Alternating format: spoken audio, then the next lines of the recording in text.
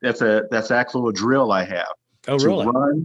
to run barefoot and sing Christmas carols, to use all your breath. And it's actually harder than it sounds.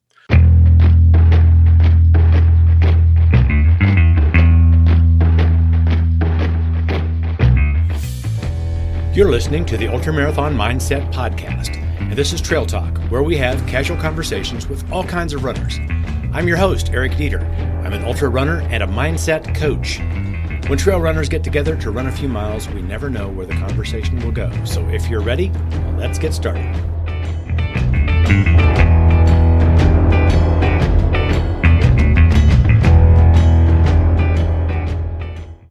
Hey, welcome back to the Ultramarathon Mindset Podcast and Facebook page.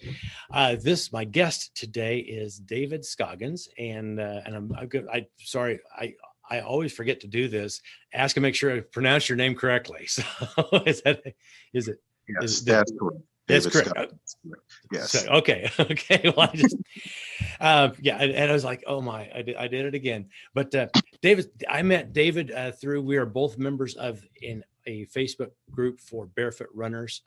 He has a YouTube channel called and I wrote it down, and it's the Faces of Dave vlog, I believe is what it's called. Right. And yes. So I've seen his stories on YouTube and wanted to have him come on and just share some of those stories and conversation here. So Dave, welcome to the show. For having me. Thank you for having me. And what I always do is ask people to kind of give how did you get started running? And I know a little bit of this from watching your YouTube channel, but yes. Just tell everybody how did you get started as a runner? Well, when I started, I was actually very little. My sister, she kind of introduced it to me. I had a lot of esteem issues, and I really wasn't doing anything. So one day she just grabbed me by my collar and just said, hey, let's go out here and go running. So we just went running, and it was just something I was able to do. And it was very, I guess you can say meditative, just to kind of go around the track and kind of run and think. And so from there, I just kind of kept practicing it on my own randomly. And when I'm kind of speeding through it all, made it to high school, I had a choice to do modern dance or cross country. Mm-hmm. So I've been running already. So I said, you know what, I'm going to run cross country. So from there, started my running career, from just running cross country, running track. And the funny thing is, I was never a first place runner. I was just a runner. Mm-hmm. But running was just something that I just loved to do at that time. Yeah. So was your sister older than you? She is. She was older than me by like about 4 or 5 years. Okay. So was she already running? I mean, so how did your sister know I need to take my little brother out running? No, well, my sister was very adventurous. She just liked to get into everything, and whatever she did, she brought me into it. And if she went to Disneyland, she brought me along. She's actually she's the reason why I am what I am today. It's actually, if it wasn't for her, mm-hmm. It wouldn't be this. So it's because of her, I'm this. And I tell her that, but she doesn't realize that, hey, you made all this. You created the Well, that's good to have somebody in your life who's that way for you. I mean, that's a cool thing. So you said you were never you're on the team, you're competing. You said, but right. you weren't really one of the first top level athletes. So what kept you going? Well, that's a good question. It just, I always had the mind of endurance.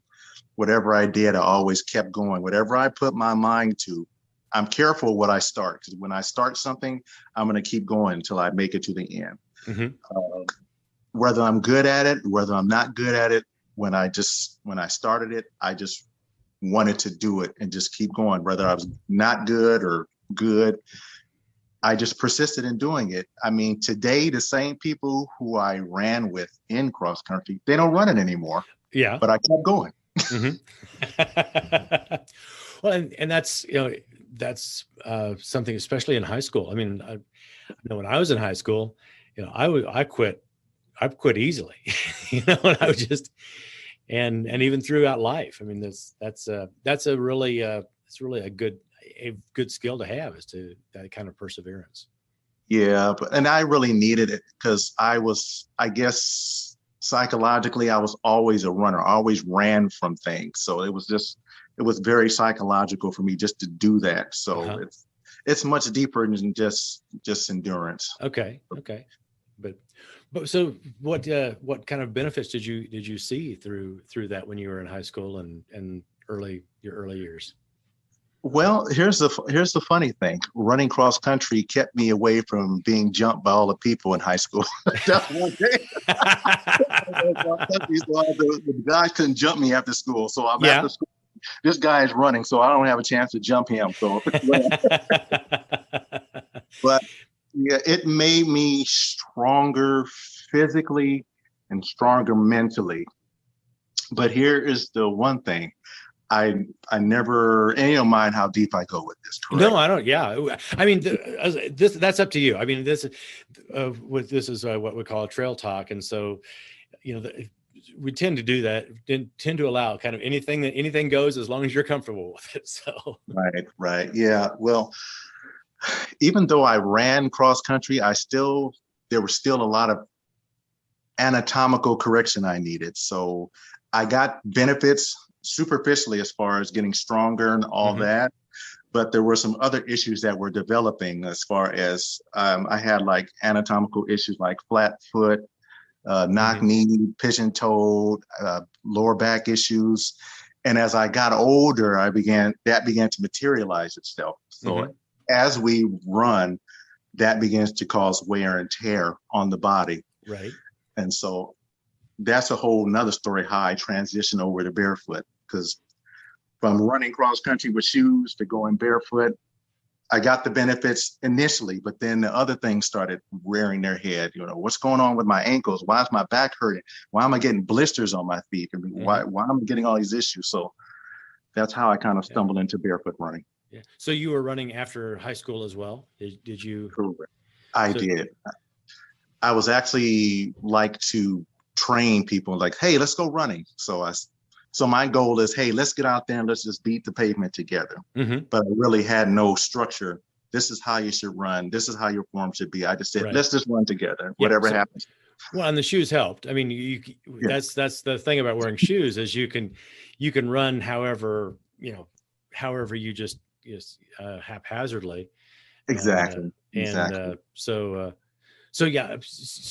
So how long did you run then in shoes after high school? What was your? Oh, it was a while. I ran in shoes. Oh, high school was like 86. I don't want to date myself. 86, 86, military. Oh, maybe about a good uh, 15 years, maybe Okay. 15, 20 Okay. years. But I noticed on the heel of the shoes, the bottom of my soles were getting ran down on either side. And then I also noticed my lower back was hurting. Mm-hmm. So that's when the wear and tear started happening. Just, yeah, you started running. When you're young, your body will allow you to get away with stuff for so long. And as you Mm-hmm. get older, your body starts to hit that warning light. Hey, there's something going on. I know you're Yeah. running, but your mechanics are not right. Right. Well, and if you were wearing out the heels of your shoes, you were probably, like a lot of people, striking with your heel first. Exactly. Yeah. And so that's the funny part. So I'm striking with my heel. And then as I'm progressed and just started randomly running, getting more into it, then I saw on the site, you're not supposed to strike with the heel. You're supposed to strike midfoot. So I started trying to do the midfoot, but my heel and my shoe was so ran down. And the shoe was almost like, and I'm not trying to put a stamp on it or anything like that, but I feel the shoe kind of prevented me from seeing what I needed to do. Mm-hmm. Because the the sole was kind of taking control of what I was doing. Mm-hmm. But So you have quite a bit of cushion in the shoe. Yeah, well, see, that's the bad part. It was so much cushion that when the heel ran out, then it caused me to land really odd. Mm-hmm. Mm-hmm.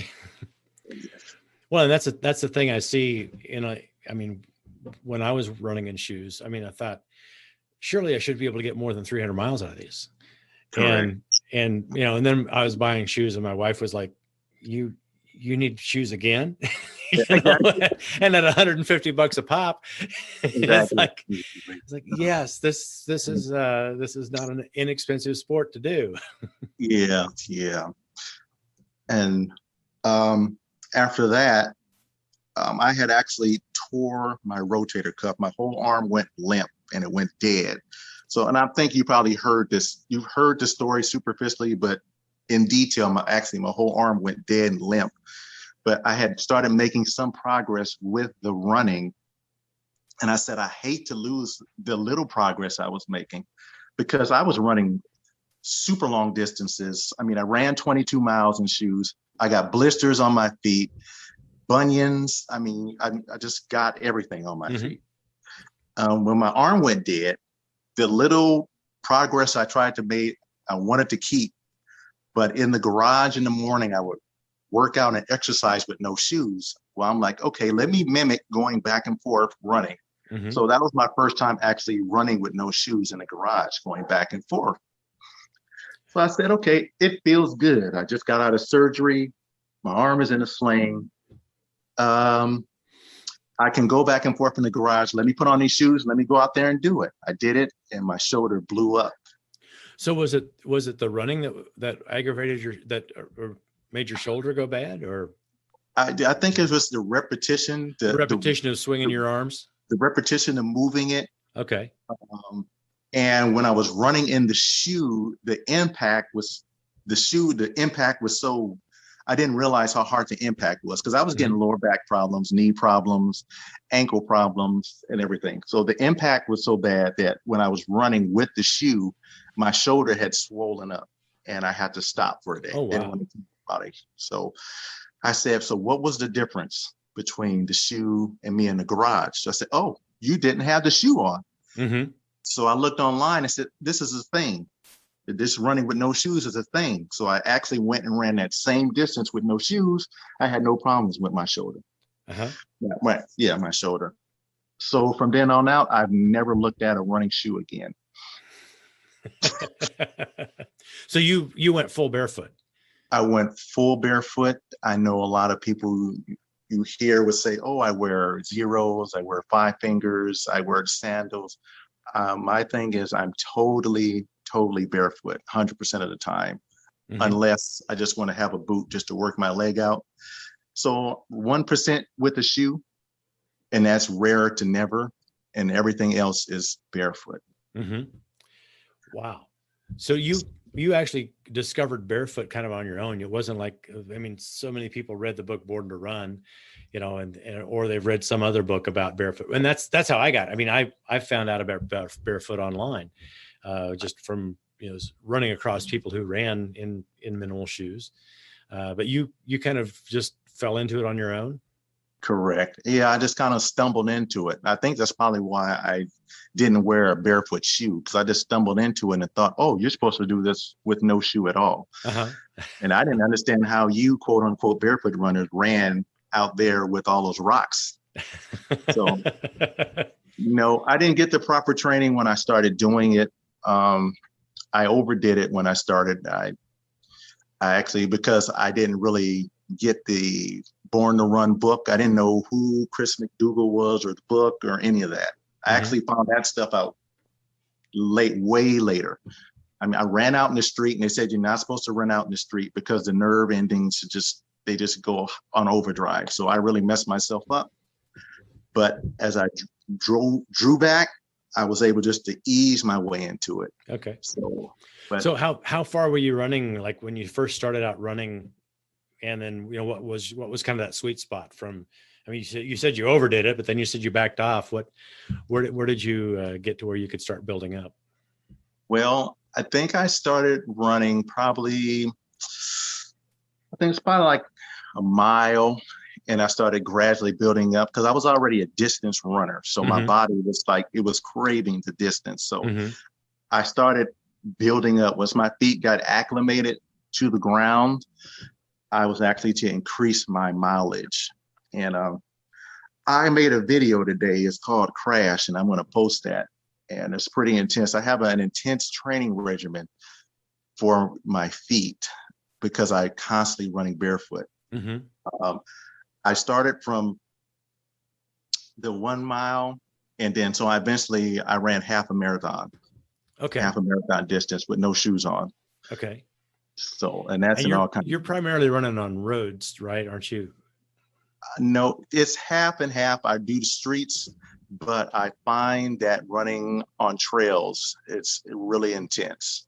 I haven't ran any like real marathons like that, but there's 2 trails that I know of specifically that is so funny. I ran, the distance was like 2.5 miles on one and 3 miles for another, but the time to run it was at least about maybe 4 hours. It was a long time because I'm running with no shoes. Right. And here's the funny part. So I'm running with my son. He has on the shoes. I don't have on the shoes. And he's just running circles around me. He said, "Come on, Dad, you're going too slow. Come on, let's go." Because, people are talking about me like, "You're out here with no shoes on. What's wrong with you?" And he's running with no shoes. So he says, "You know what? I'm going to try this without any shoes just to prove it." And then when he took off the shoes, it's so funny. I didn't realize how fast I was going without having any shoes. But for me, not having any shoes and running out on the trail, I'm actually really fast just to be running on rocks and gravel and glass. Yeah. Yeah. So you've conditioned your feet enough so that you can actually run on the rocks of the trail. Correct. Okay. The rocks and sticks and whatever. Yes. I actually purposefully, there's little areas around me that I actually kind of lightly place my foot along till I can build up. And when my soles, they just got stronger and stronger over time. And then I also tell people, when you land on your rocks, because you're barefoot, the bottom of your sole is so sensitive, your foot actually kind of acclimates to its landing. And it's very scientific, but your body teaches itself how to land. Yeah. Yeah, but it takes time to get that endurance. So, I mean, to get your feet built up to that, I would imagine. Yes, it took a long time. I had a lot of injuries to build up to that. Because some of the places I ran, there's locations that had no lighting at all. Like, just, I'm practicing here, but when I'm in my job, when I travel different cities, I'm not familiar with the environment. So some environments, there's these curves that stick up and it's dark, but I'm running barefoot all the time. So my foot is jamming the curve, and I got like a horrendous gash on the bottom of my foot because my foot was not conditioned. I just ran, but I actually I developed a regimen to where my feet, if I bump something, that the injury would be minimal to none at all. Okay. So is that the technique that you use as far as the way you're landing with your feet, so that you don't stub your toe? Is that? Yeah. Well, the first step is just to practice, as you know, with barefoot running, you pick your foot up and place it down and don't drag your foot. That's something I was talking about in the video. Picking it up and placing it down. It's the dragging part, because I got tired and my foot started like doing a sliding motion. And it's that sliding motion that makes you jam up against a curb, or sometimes there's a lip in the sidewalk and your toe grazes that. So I actually developed this routine because I'm also a martial artist. So there's a lot of conditioning. And so what I call it is curb tapping. You actually go up to the curb as you're running, you jog in place, and you kind of lightly tap your toe against the curb.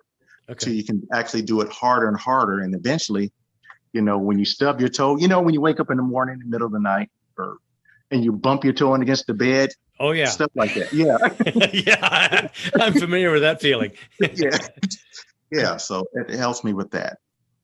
And I think the most intense thing that's happened to me through my conditioning, I conditioned the bottom of my foot so much I was running these really nasty streets out here. I mean, the streets were really rugged and just unkept and jagged and mangled. Trucks were going everywhere. And I was running and I said, oh man, I feel a splinter in my foot. I said, oh, I got to go get the splinter out. So when I got home, I looked to get the splinter out with the tweezers, and I saw it wasn't a splinter. There was actually a very large box staple, that big. It was a huge box staple that jammed itself in it. But I just pulled it out. I didn't realize how huge it was, but it felt like a splinter. I said, man, my conditioning is gone. Yeah. Yeah. I took a picture of it a while back, but I don't have the picture anymore. So people think, oh, you're lying. No, I believe you. I could see how that would, I mean, that's just, there's a lot of nerves in the bottom of your feet, but you get and it's not so much that you toughen your feet, it's that your nerves get used to your nerves get used to the environment, to being out in the environment. Yes, they do. And it definitely does. Like if it gets hot, when it gets hot on the pavement, you have to know where to land. You just don't get out there and you don't run on the black street. You find the painted lines and the soft sidewalk. I'm quite sure you probably experienced that before when it gets really hot and you're just out there. Yes. Yeah. And I also, if it's hot, I'll run in the mornings. So before, afternoon running in the pavement is, well, it's just the sun is lower and it's had all night to cool off, and so yeah. Yeah, well, I guess I like to call myself an ultra runner. I like to take myself and push myself. I say, you know what, it's hot. Let me go out there and see what I can do in this environment. Or if it's freezing cold and snowing, let me see what I can do in this environment, because I lived in different environments. So in the hot, I know to run on the painted lines, on the grass, on the man-made sidewalks, and not the street. But in the snowy environments, I know my feet have no traction. So I know I'm going to slip and fall. So I need to look for the soft patches on the side. Yeah. And you really have to work on picking your feet up and putting it down, because if you start sliding, you're going to slip. So because no traction. Well, yeah, and you also tend to, I think, would probably use gravity to move forward, and especially if it's icy, you have kind of a forward lean. Yes. To help get yourself, because your feet will, if you're pushing too hard with your feet on ice, you don't have any traction. Exactly.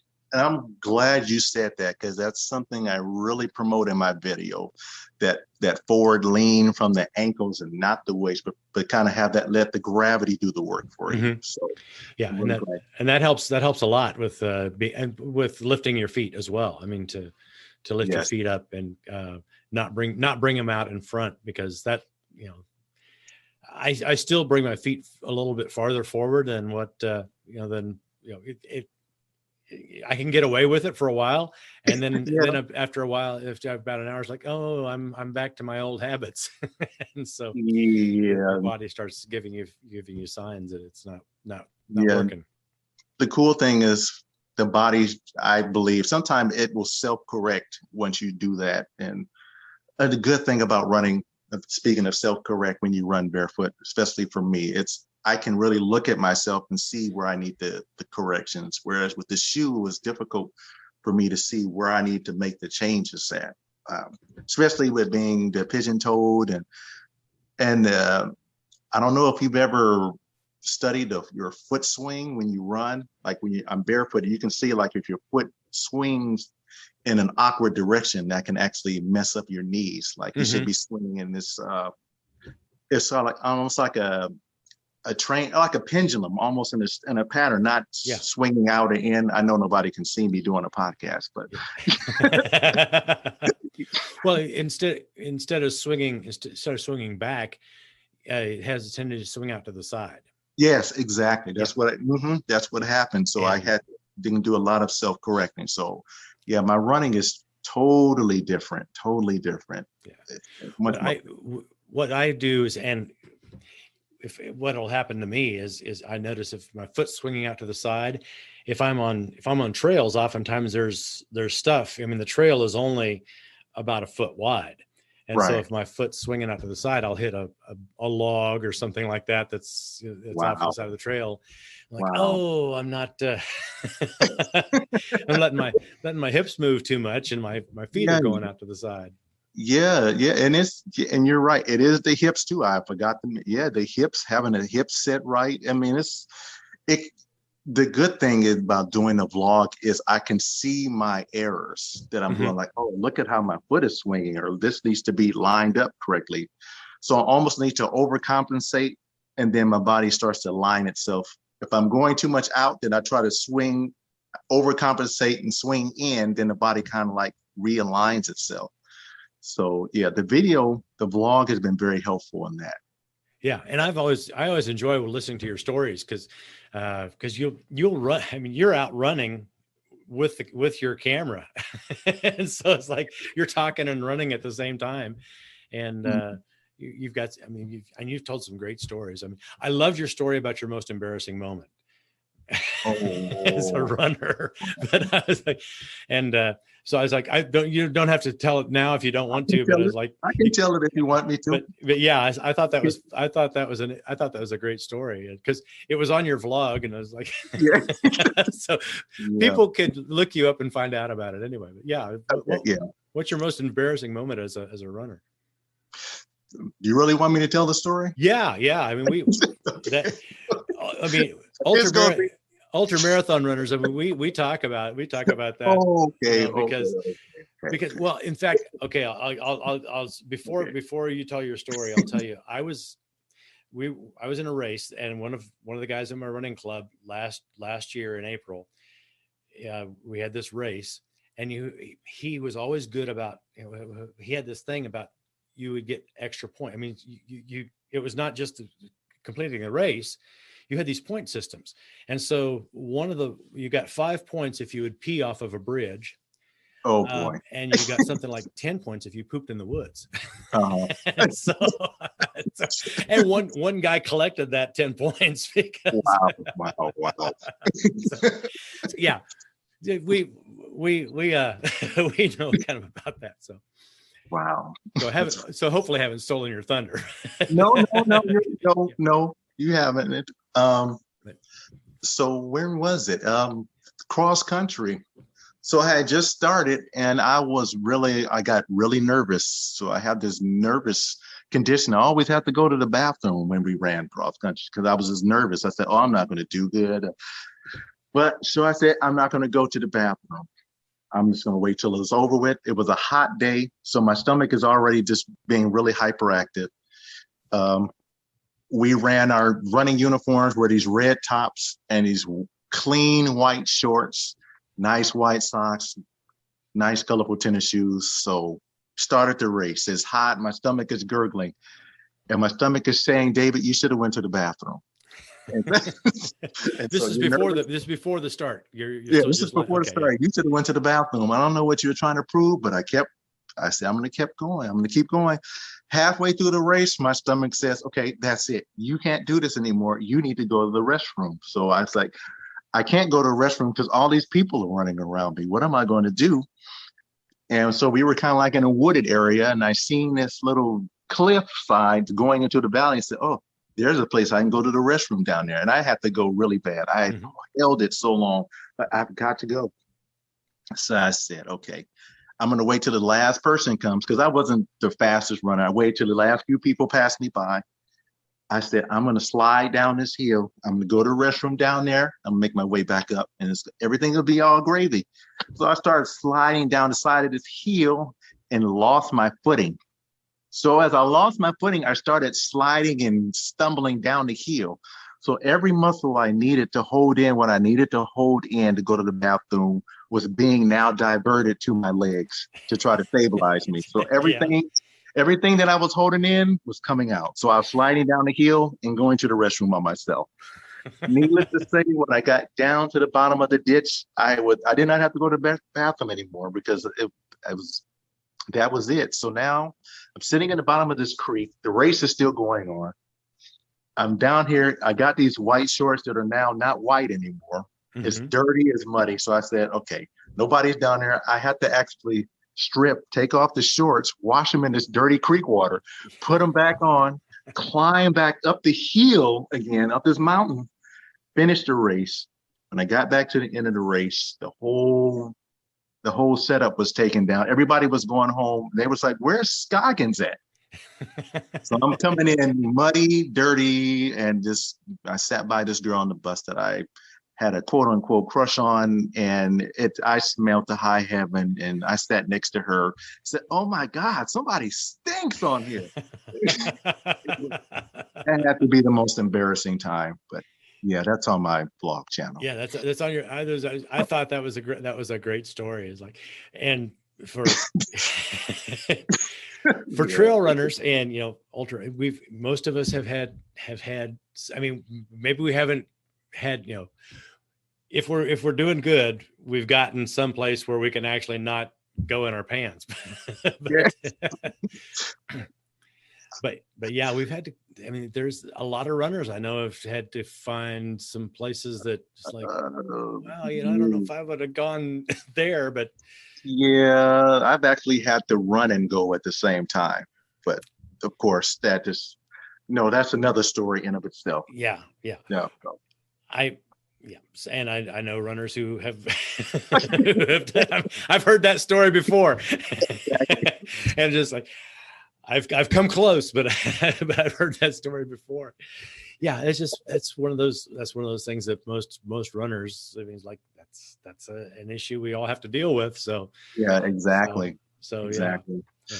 But that's so you said you travel and run, and you run in all kinds of weather. Correct.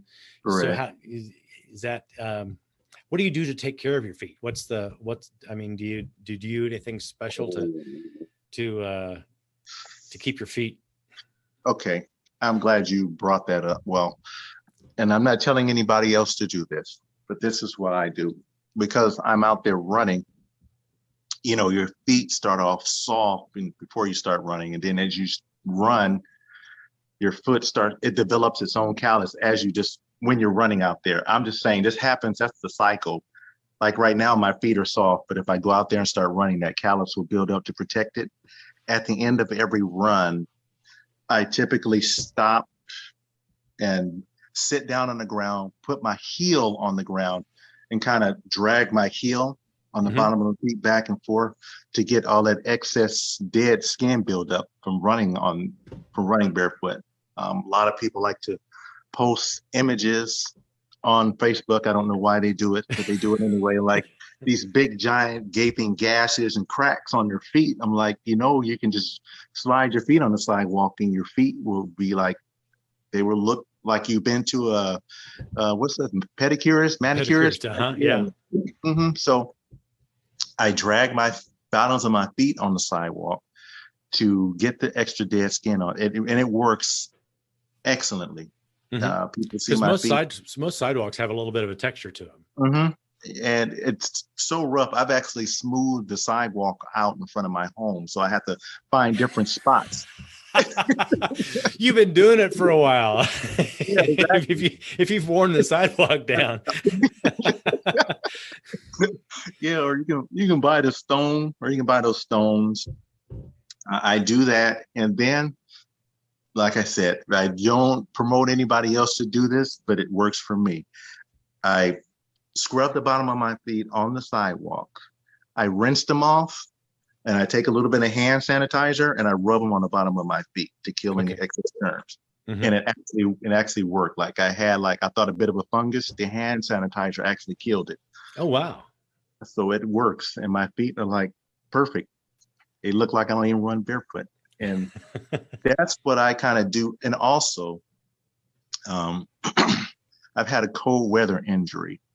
I got frost nip when I was in Korea. So when it's in the cold weather, I have to be very careful when I run. So I have to make sure I really double up on my turnover when it's colder to make my feet stay warmer. Okay. So I can't run as long when it's cold outside.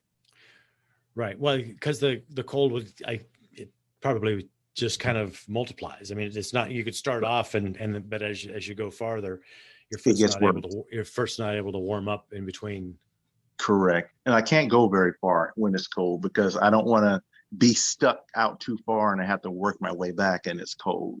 Yeah. So I'm not familiar with frostbite. Does it, if you have frostbite, then is it more, make you more susceptible to cold? right. If you get any kind of injury, especially frostbite, like in your limbs, you're more susceptible to get it than anybody else. Okay. Because the limb is already, I mean, I can be in a house and it's cold and my feet, they go numb and they start to turn white and lose the sensation. Oh, wow.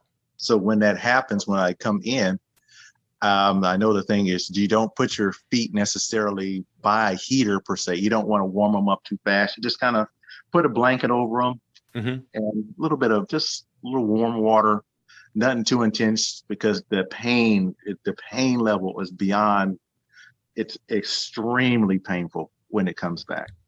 Yeah. I've been, I mean, I've not had frostbite, but I've had cold feet, and to put them into something that's really, really warm, it kind of feels like, it's like needles being stuck in all over. Yeah, because we're warming them up too fast. So I have to be careful about that when I go running, just out here too. Like if it gets too cold, it's like, oh, it's cold. So I really have to I start to do more speed work to make sure the revolutions of my feet are faster to get me warmed up. But then after that, I feel fine. People are like, I get a lot of comments when I run barefoot, like, why are you out here? It's cold. And why it's raining and cold and you're out here running with no shoes on. I said, oh, it feels great. You get used to it. Yeah. So do you have people stop you and ask you, I mean, just in general, asking you about it? Yeah. They asked me, here's a funny story. So I'm an Afro-American guy. I'm running through the neighborhood with no shoes on. So somebody called the sheriff on me. So I'm running barefoot in the neighborhood. The sheriff pulled me over, sat me on the curb and asked me, so why are you running around with no shoes on and trying to break into people's cars? And so I had like 2 or 3 police cars came up. They were questioning me like, are you from some kind of a mental ward? Did you escape?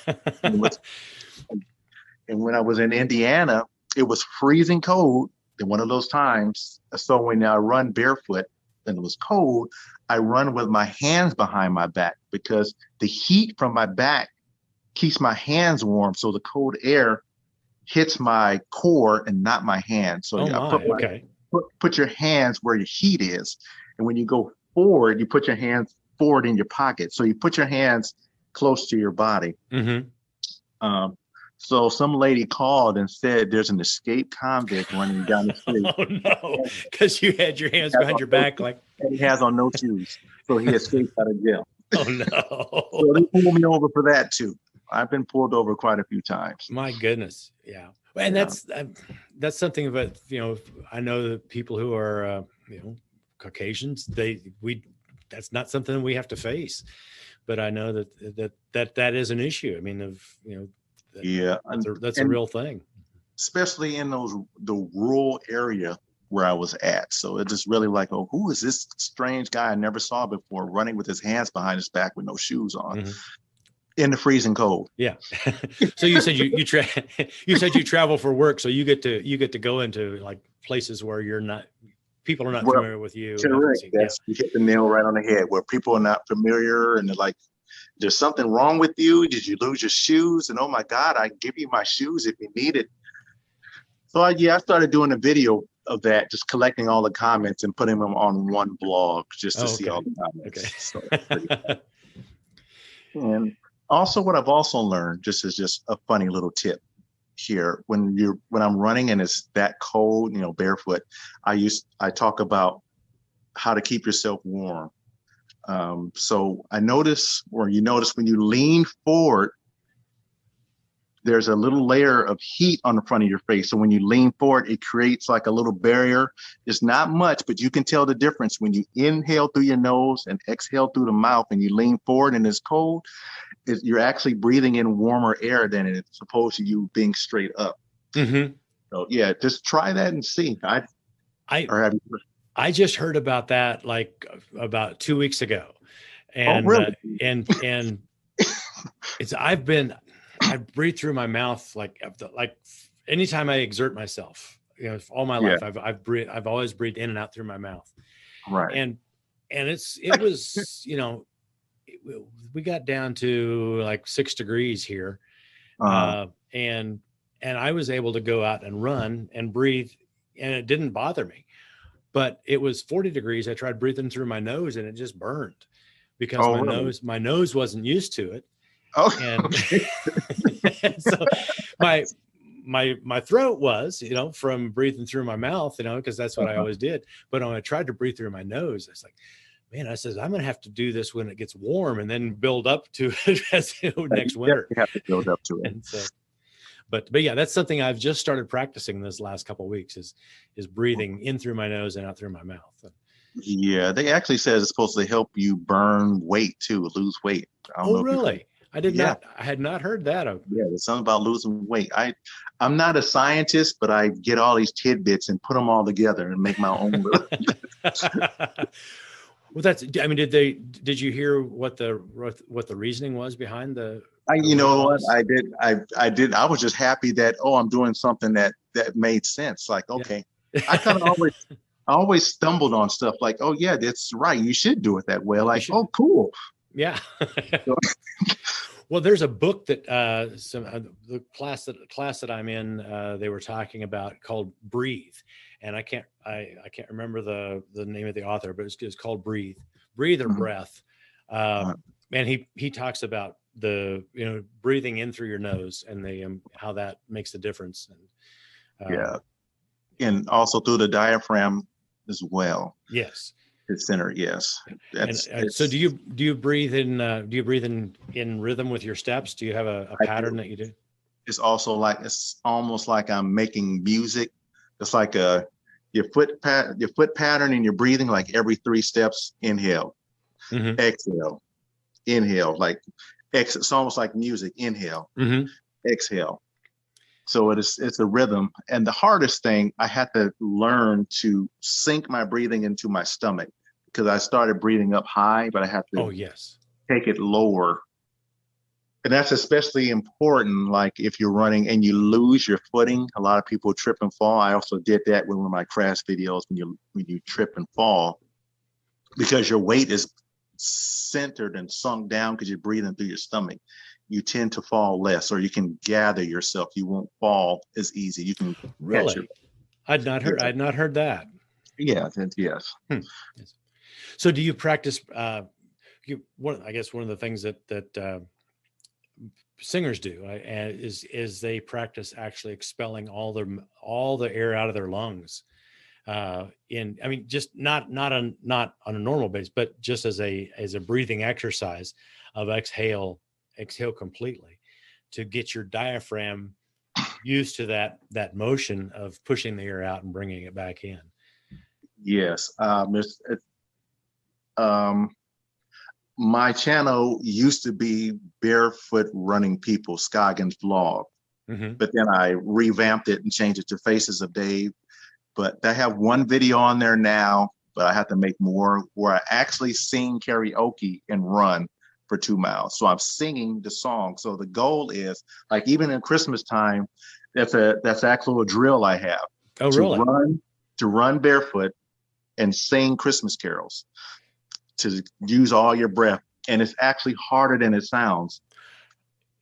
If I inhale and start singing a Christmas carol, try it. Go out there, pick a Christmas carol and try to do it. It's the most difficult thing that you can, or as you said, inhale and blow all your breath out and just keep running. It's extremely difficult. So yes, I do that.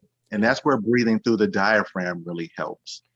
Yeah, and that's something that I'm just starting to work on, is that diaphragm breathing and getting a good exchange between a good exhale as well as a good inhale and breathing through my nose. So there's a lot of and so do you like kind of go through as you're running and like you're checking your form, and is that like a mental thing that you have to do as you run on a normal basis?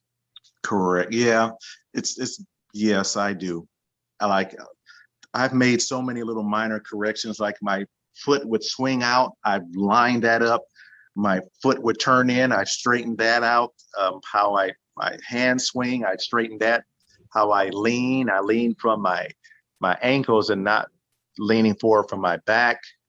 And there's also the pelvic tilt. I don't know if you've heard of that. The pelvic tilts forward. Mm-hmm. Yeah, doing that with your the breathing. your back sways if your if your pelvis is tilted forward. Your back, you got to sway in your back.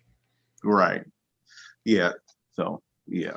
Yeah. So you keep your pelvis level. Correct. So that yeah. Yeah. So and that transfers over to walking too. I know people say you should walk heel toe, mm-hmm. but I've said, why don't we walk the same way you run? Just pick it up and not let your heel strike first, and as opposed to just the bottom of your foot. And so after doing some reading and studying, they do say, yes, you should be landing the same way you run. Actually, just place your foot down instead of letting your heel strike, because I don't know if you've ever noticed this. I'm always trying to do some way to evolve and become a better human. Like when you go to an amusement park or you have to walk somewhere for a long time, your lower back starts to hurt. Mm-hmm.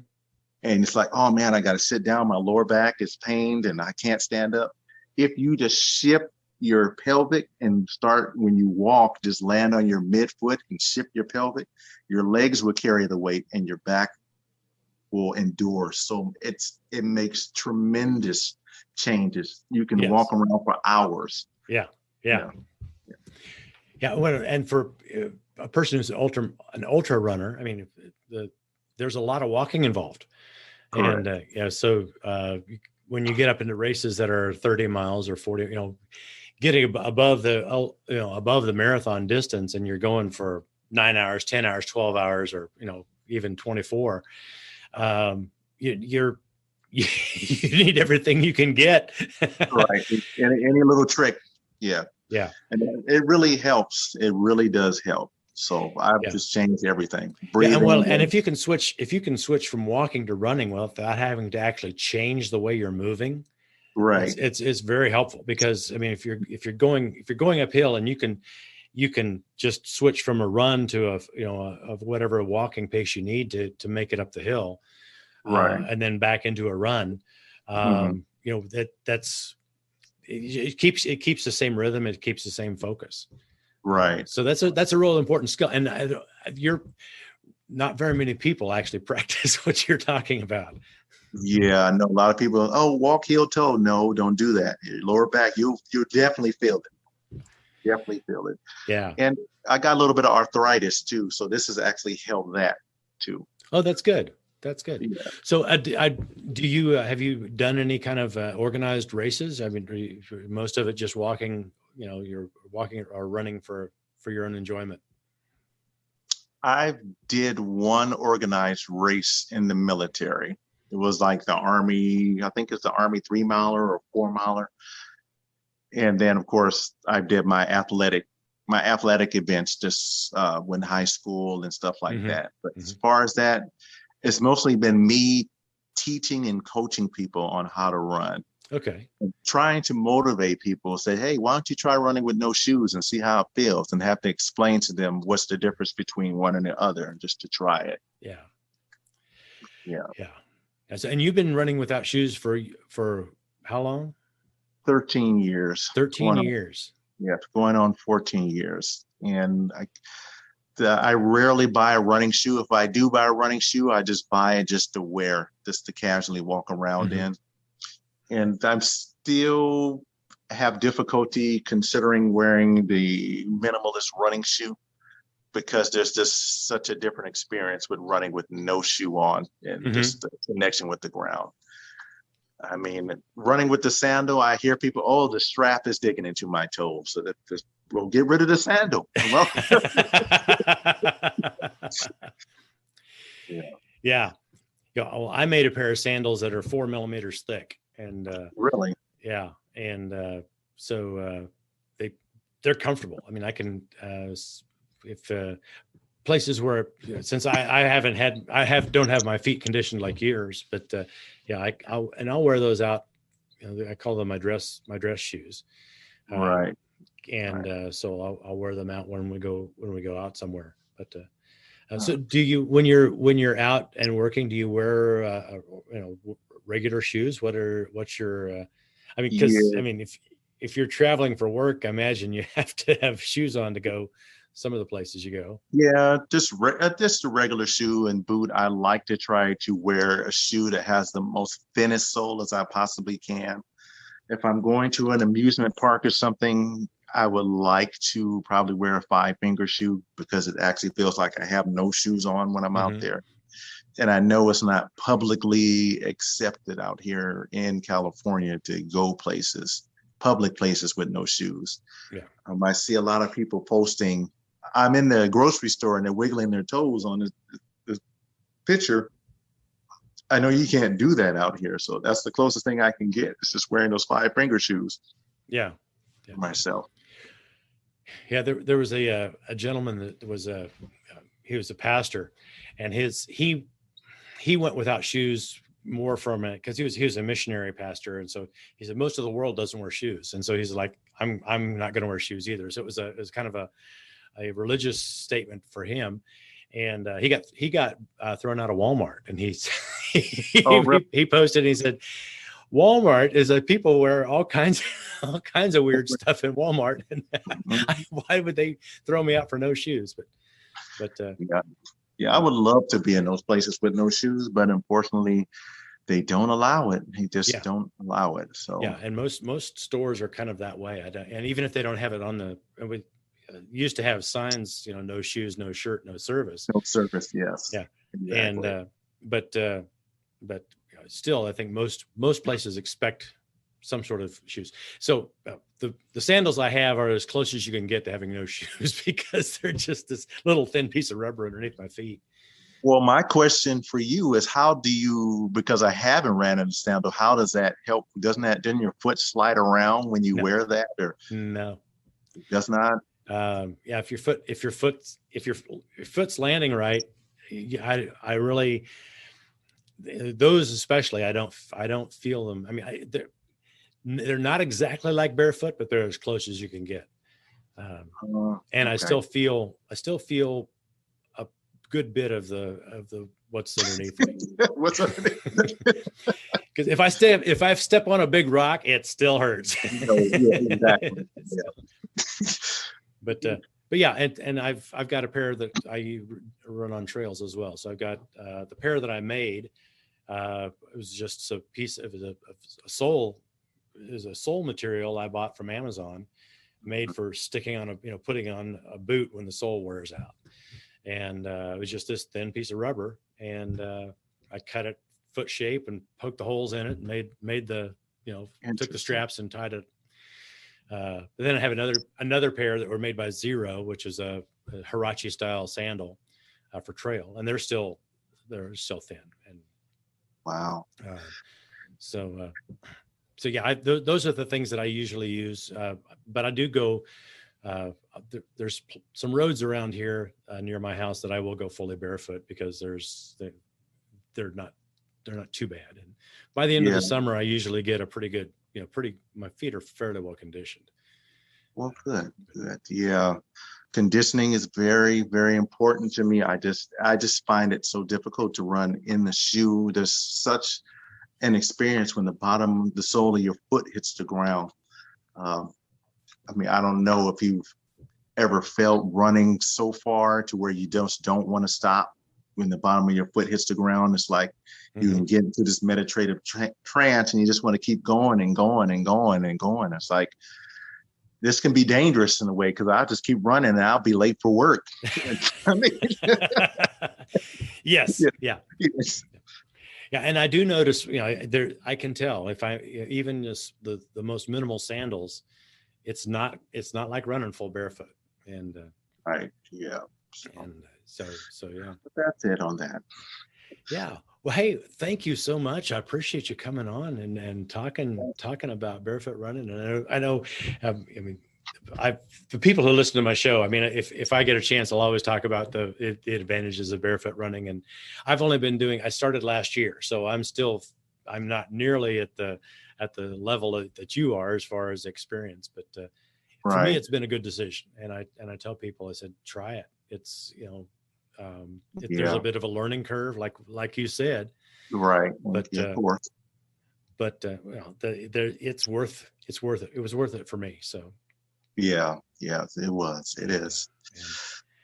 And I appreciate your story. So how people who want to, if they hear this and wanted to connect with you on through your YouTube channel, what is the name of your YouTube channel again? It is Faces of Dave blog channel. Okay. Just Faces of Dave blog channel. Faces of Dave vlog channel. Okay. Yes. And so you people can comment and interact with you there. And yes, I invite it. I look for people to say, what would you like to see me try? So I always try to look for something new, because I do some pretty extreme things. I'm an extreme runner. So I always look for a new idea. You've got something extreme, let me hear it and let's see if we can try it. And you've got a lot of good information about how to go about barefoot running. If somebody was interested in trying it out, yes, you've got a lot of good based on your experience. And so you've got a lot of years of doing this. So yeah, trial and error. Yeah, trial and error is down here. Well, I found it's good if I could learn from someone else's trial and error. That's always better.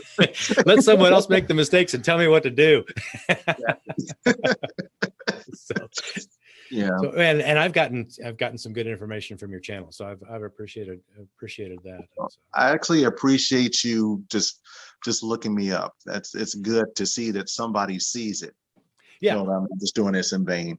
Yeah, and I want to, I have experienced the benefits of what you're talking about, and so it's like, I wanted to give you a way to reach out, and then maybe somebody would connect with you, and you could have an impact on changing somebody else's way of running, like you have for you. So I hope so. That's what I look forward to doing. So.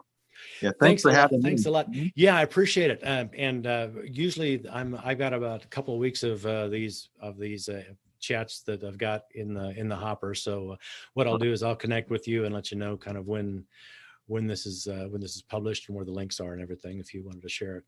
So yes, I would definitely like people might want to know you a little bit more than just on your video channel. So good. Okay. I appreciate it. Thanks for taking the time to talk to me, Dave. I appreciate it. Thank you. Thank you so much. Take care. Bye.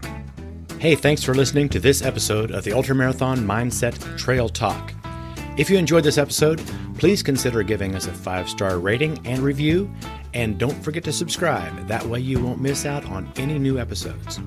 If you'd like to contact me, you can find me on Facebook as @Ultramarathon Mindset, or you can find me on the web at theultramarathonmindset.com. Remember, your mindset is the key to success in running and in life, and developing a strong mindset is a skill you can improve. Hey, thanks again for listening. I'll see you next time.